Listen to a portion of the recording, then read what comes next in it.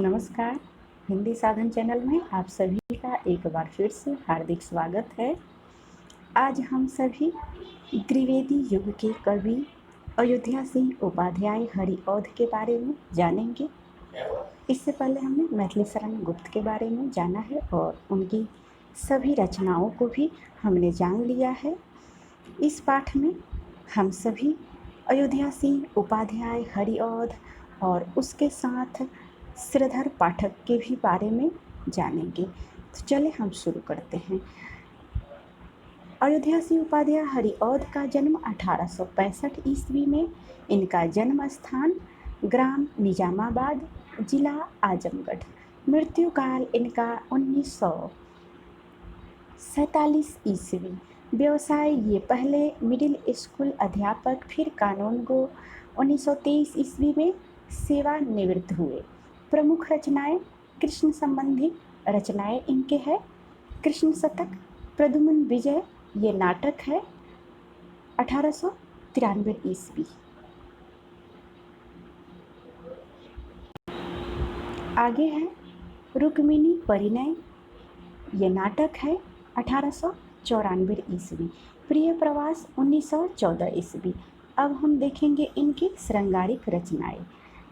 इसमें है रसिक रहस्य 1899 ईस्वी, प्रेमाम्बु वारिधि 1900 ईस्वी, प्रेम प्रपंच 1900 ईस्वी, प्रेमाम्बु श्रवण 1901 ईस्वी, प्रेमाम्बु प्रवाह 1901 ईस्वी, रस कलश 1931 ईस्वी, पद प्रसून 1925 ईस्वी, चुपते चौबते 1924 ईस्वी, चौखे चौपदे 1924 ईस्वी, बोलचाल 1928 ईस्वी, परिजात 1937 ईस्वी, फूल पत्ते 1935 ईस्वी, कल्पलता 1937 ईस्वी, ग्राम गीत 1938 ईस्वी, बाल कवितावली 1939 ईस्वी, हरिऔध सतसई 1940 ईस्वी, कबीर कुंडल, श्री कृष्ण शतक, उपदेश कुसुम, उद्बोधन, ऋतु मुकुर, मर्म स्पर्शी, हरिऔध सतसई। अब हम देखेंगे इनकी रामचरित संबंधी काव्य। वैदेही वनवास 1940 ईस्वी में। इसमें ये प्रिय प्रवास, पारिजात एवं वैदेही वनवास इनकी महाकाव्य श्रेणी की रचनाएं मानी जाती है। अब हम देख लेंगे हरिऔध जी के उपन्यास कौन कौन से हैं। तो इन्होंने 3 ही उपन्यास की रचना की है। पहला है अधिकिला फूल 1907 ईस्वी, ठेठ हिंदी का ठाठ 1899 ईस्वी, वेनिस का बाका ये अनुदित है। विशेष तथ्य हम देखेंगे। प्रिय प्रवास इनका श्रेष्ठ महाकाव्य है। इसमें राधा को लोक नायिका, लोक सेविका एवं लोक शिक्षिका के रूप में स्थापित किया गया है। इसका मूल भाव रति नहीं प्रेम है। यह खड़ी बोली हिंदी का प्रथम महाकाव्य माना जाता है। इसमें कुल 17 सर्ग है। इस रचना के लिए इनको मंगला प्रसाद पारितोषिक प्राप्त हुआ था। यहाँ पे 3 चीज़ें ध्यान देंगे। प्रिय प्रवास ये खड़ी बोली का प्रथम महाकाव्य है और इसमें कुल 17 सर्ग है। और इस महाकाव्य में राधा को लोक नायिका, लोक सेविका एवं लोक शिक्षिका के रूप में स्थापित किया गया है। और इसका मूल भाव जो है वो रति नहीं है प्रेम है। तो इससे महत्वपूर्ण ये 3-4 प्रश्न है। इसे आप अच्छे से याद रखेंगे और समझ लेंगे तो याद रखना कोई बड़ी बात नहीं है। अब हम देखेंगे इस रचना के लिए मंगला प्रसाद पारितोषिक प्राप्त हुआ था, इसे भी आप याद रखेंगे। अपनी अपूर्ण साहित्य साधना के कारण इनको कवि सम्राट भी कहा जाता है। इन्होंने ब्रज भाषा एवं खड़ी बोली दोनों में रचनाएं की है। रस कलश रचना में ब्रज भाषा तथा प्रिय प्रवास, वैदेही वनवास आदि रचनाओं में खड़ी बोली का प्रयोग हुआ है। प्रिय प्रवास रचना का प्रथम छंद यहाँ द्रष्टव्य है।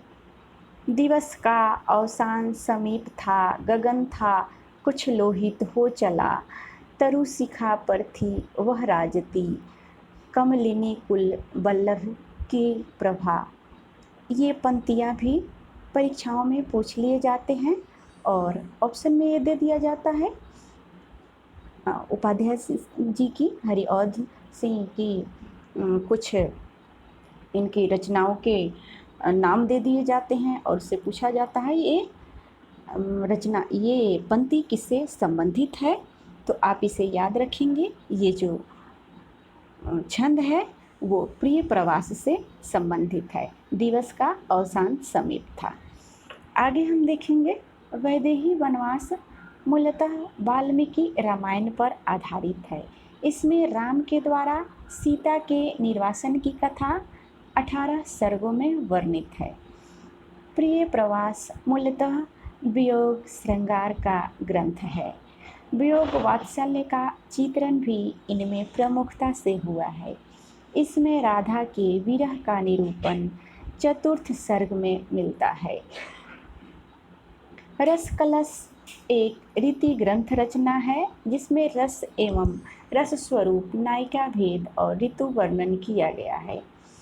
चुभते चौपदे, चौखे चौपदे और बोलचाल, ये रचनाओं में मुहावरेदार भाषा शैली का प्रयोग किया गया है।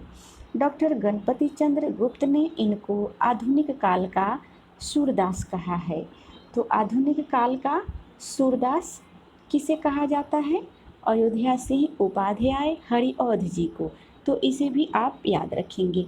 अब हम देखेंगे अगले जो कवि हैं वे हैं श्रीधर पाठक। इनका जन्म काल है 1859 ईस्वी। जन्म स्थान है ग्राम जोधरी, जिला आगरा, उत्तर प्रदेश। इनका मृत्यु काल है 1928 ईस्वी। प्रमुख रचनाएं हैं प्रबंधात्मक काव्य, ये अनुदित है एकांतवासी योगी 1886 ईस्वी। अंग्रेजी साहित्य के गोल्ड स्मिथ द्वारा रचित हर्मिट का हिंदी अनुवाद है।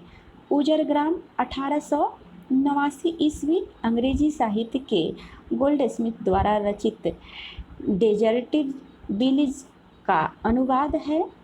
श्रांत पथिक 1902 ईस्वी। अंग्रेजी साहित्य के गोल्ड स्मिथ द्वारा रचित ट्रेवलर का हिंदी अनुवाद है। ऋतु संहार संस्कृत के कालिदास की नाट्य रचना का ये अनुवाद है। अब हम देख लेंगे इनके मौलिक प्रबंधात्मक रचनाएं। जगत सच्चाई सार 1887।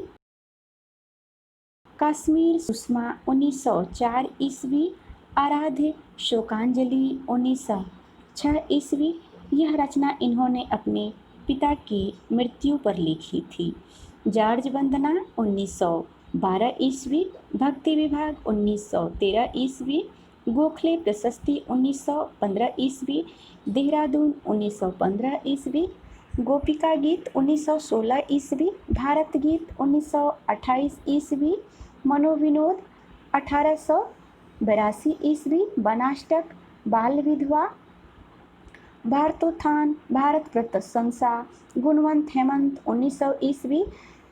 स्वर्ग वीणा। अब हम देखेंगे जगत सच्चाई सार सुथरे साइयों के सधुकरी ढंग पर लिखा गया है तथा जगत है सच्चा, तनिक न कच्चा, समझो बच्चा इसका भेद, इस 51 पदों की एक ये लंबी कविता है। तो ये पंक्तियाँ भी पूछ लिया जाता है। जगत है सच्चा,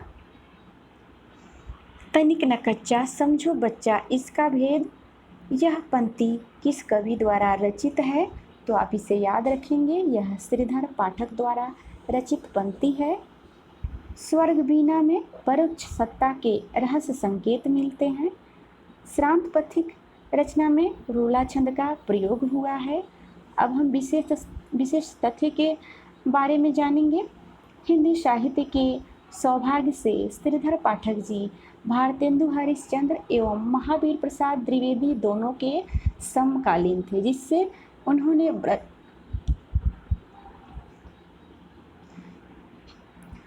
ब्रज एवं खड़ी बोली दोनों भाषाओं में अपनी प्रतिभा का उपयोग किया। इनके द्वारा रचित मनोविनोद, उजरग्राम, कश्मीर सुषमा आदि रचनाओं में इन्होंने ब्रज भाषा का सफल प्रयोग किया है। इनके द्वारा खड़ी बोली आंदोलन को सफल बनाने में भी महत्वपूर्ण भूमिका निभाई गई थी।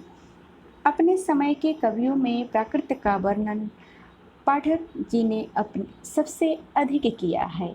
इससे हिंदी प्रेमियों में ये प्रकृति के उपासक कवि के नाम से प्रसिद्ध है। विषय, भाव एवं शैली तीनों क्षेत्रों में पाठक जी ने निसंदेह अपनी मौलिकता का परिचय दिया था। गांव को काव्य वस्तु के रूप में लाने का श्रेय पाठक जी को दिया जाता है। तो आज के लिए बस इतना ही। कल द्विवेदी युग के किसी दूसरे कवि के साथ मिलते हैं। तब तक के लिए वीडियो देखने के लिए आप सभी को बहुत बहुत धन्यवाद। वीडियो पसंद आए तो लाइक शेयर ज़रूर करें और हमारे चैनल को सब्सक्राइब ज़रूर कर लें।